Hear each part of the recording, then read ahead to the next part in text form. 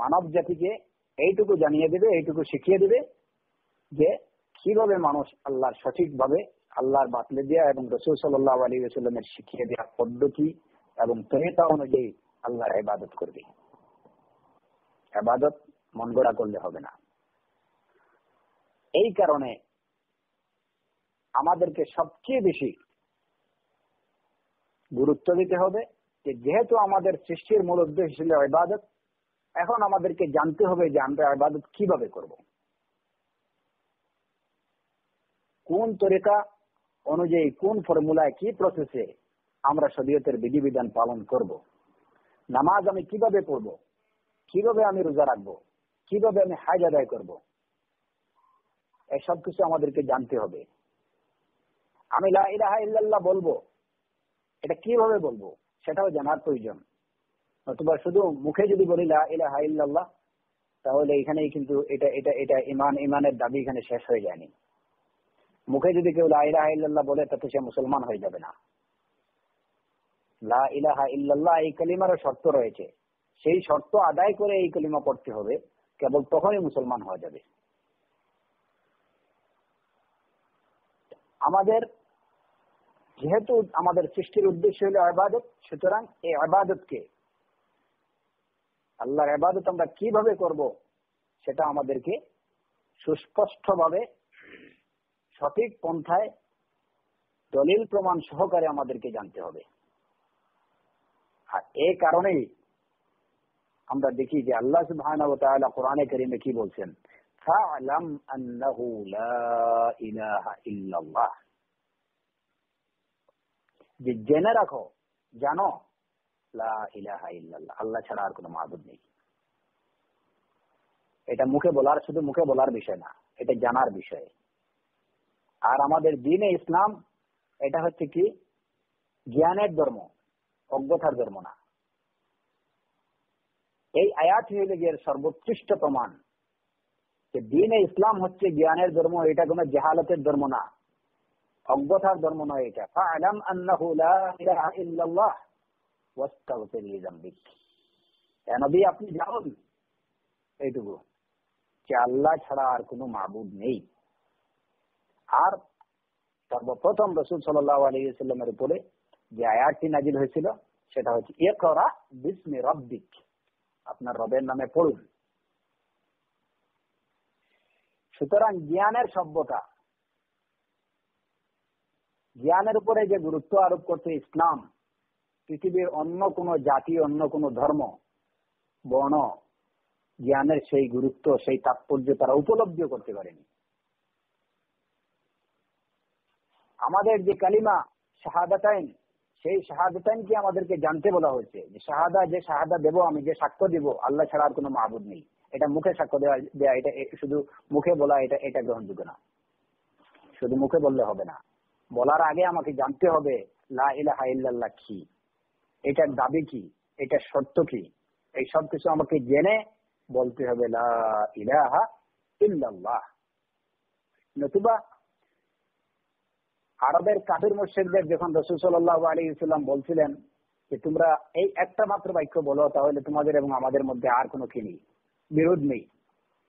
একটা মাত্র বাক্য, সেটা হচ্ছে লা ইলাহা ইল্লাল্লাহ। কিন্তু কেন তারা সেটা বলেনি? কেন? তারা জানতো যে এই লা ইলাহা ইল্লাল্লাহ, এই শাহাদার অর্থ কি, এই শাহাদা কি চায়। যখনই তারা বুঝছে এটুকু যে যখনই আমি বলবো লা ইলাহা ইল্লাল্লাহ, তখন কাবা থেকে 360 দেবতাকে বের করে ফেলতে হবে। আল্লাহ ছাড়া আর কারো প্রতি মাথা ঝুঁকানো চলবে না। সেটা তারা মেনে নিতে পারেনি বলেই তারা সহজে স্বীকার করেনি। প্রকৃত মুসলমান হতে হলে আমাদেরকে অবশ্যই প্রথমে জানতে হবে আল্লাহর নির্দেশ অনুযায়ী যে ফা'লাম আন্নাহু লা ইলাহা ইল্লাল্লাহ। লা ইলাহা ইল্লাল্লাহ কি, লা ইলাহা ইল্লাল্লাহ আমাদের কাছে কি চায়, মুসলমান হতে হলে কি কি শর্ত রয়েছে। নতুবা তো আমি দেখছি ইভেন অনেক হিন্দুরা আমার এখানে আসে, হ্যাঁ, তো ওরাও লা ইলাহা ইল্লাল্লাহ বলে, কিন্তু কিন্তু তাই বলে কি তারা মুসলমান হয়ে যায়? অবশ্যই না।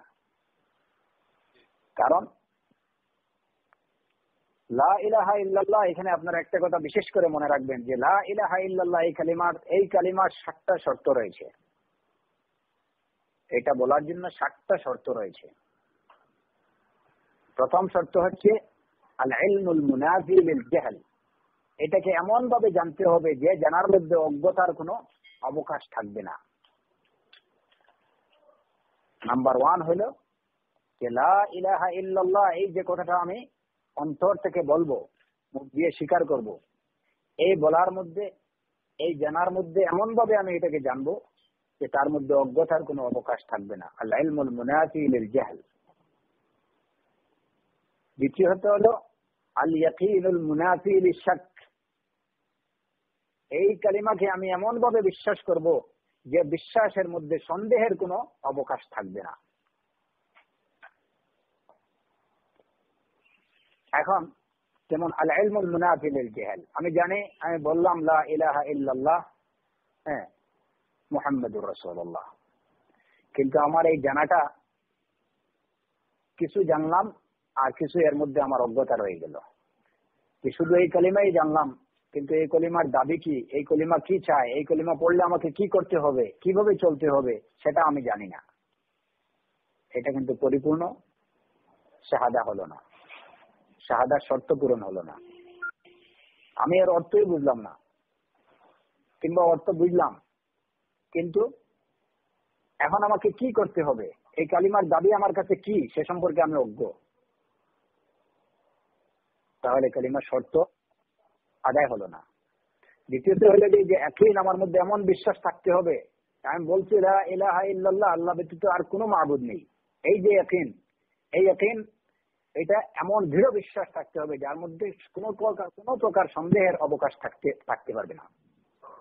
এখন যেমন আমরা অনেকেই, আমরা সবাই মুসলমান যারা সবাই বলে লা ইলাহা ইল্লাল্লাহ, আল্লাহ আল্লাহ আল্লাহ ছাড়া আর কোনো মাবুদ নেই, এই বিশ্বাস সবাই করতেছে। কিন্তু আল্লাহ ছাড়া কোনো মাবুদ নেই এই কথাটা মুখে বলতেছে, বিশ্বাস তার কতটুকু আছে সেটা আমাদেরকে দেখতে হবে যে সে বিশ্বাস কতটুকু। আল্লাহ ছাড়া মাবুদ নেই, অথচ আমি যাইতেছি মাজারে, সমস্যায় যখন পড়তেছি তখনই ওই 12 আউলিয়ার মাজারে, 13 আউলিয়ার মাজারে। আবার বলতেছি যে না, আল্লাহ তো স্বীকার করতেছি, আল্লাহ ছাড়া কোনো মাবুদ নেই। ওই একটি সমস্যা পড়ছে যার কারণে ওই 12-13 আউলিয়ার মাজারটা একটু ঘুরে আসলাম। আউযু বিল্লাহ, আউযু বিল্লাহ, আস্তাগফিরুল্লাহ আল আযীম রব্বুল আরশিল আযীম। তো এটা কিদের ইয়াকিন? ইয়াকিন হতে হবে যে ইয়াকিনের মধ্যে সন্দেহের কোনো অবকাশ থাকতে পারবে না, কোনো সন্দেহ নেই। লা মা'বুদা বিহাক্কিন ইল্লাল্লাহ, আল্লাহ ব্যতীত আর কোনো সত্য মাবুদ নেই। আর দুনিয়াতে যা কিছু আছে, যারা নিজেকে উপাস্য বলে দাবি করে, কিংবা যা কিছুর উপাসনা করা হয়, সবই হইল বাতিল, অনর্থক, ওয়ার্থলেস। লা মা'বুদা বিহাক্কিন ইল্লাল্লাহ, এই ইয়াকিন যখন মুসলমানদের মধ্যে আসবে, হ্যাঁ, তখনই মুসলমানদের আল্লাহর পক্ষ থেকে সাহায্য আসবে। আমাদের ইসলামের যে অবস্থা হয়েছে, আমরা মুসলমান, কিন্তু কতটুকু মুসলমান নিজের ইমানকে একটু যদি জাস্টিফাই করি, নিজেই যদি একটু চিন্তা করি যে আমি কতটুকু মুসলমান, আল্লাহ ব্যতীত কোনো মাবুদ নেই, এটা আমি স্বীকার করতেছি, কিন্তু আমার চাল চলন কথাবার্তা সেটা কি প্রমাণ করছে যে আমি এটুকু এই স্বীকারোক্তি দিচ্ছি যে আল্লাহ ব্যতীত আর কোনো মাবুদ নেই? যখনই আমার কোনো সমস্যা, আমার অসুখে পতিত হইতেছি, আমার মধ্যে কোনো রোগবালাই দেখা দিচ্ছে, হ্যাঁ, সাথে সাথে ডাক্তারের কাছে, ডাক্তারের ওষুধ খেয়ে আল্লাহ সুবহানাহু ওয়া তাআলা তাকে একটু শিফা দিলেন, তখন বললো যে না, ওই ডাক্তারের কাছে না গেলে আমার অবস্থা তো খারাপ হয়ে যেত, আমি মরেই যেতাম। আউযু বিল্লাহ, ওই ডাক্তারের কাছে না গেলে আমি মরেই যেতাম। বা হুজুরের তাবিজ যদি না দিত, তাহলে তো রাতে ঘুম থেকে উঠে বাইরে দৌড় দিতাম। হুজুরের তাবিজ দেওয়ার পর থেকে এই সমস্যা দূর হয়েছে, এখন রাত্রে আর ঘুম থেকে উঠে দৌড় দিই না রাস্তায়। আউযু বিল্লাহ। আরে কে তোকে ঘুম পাড়ালো?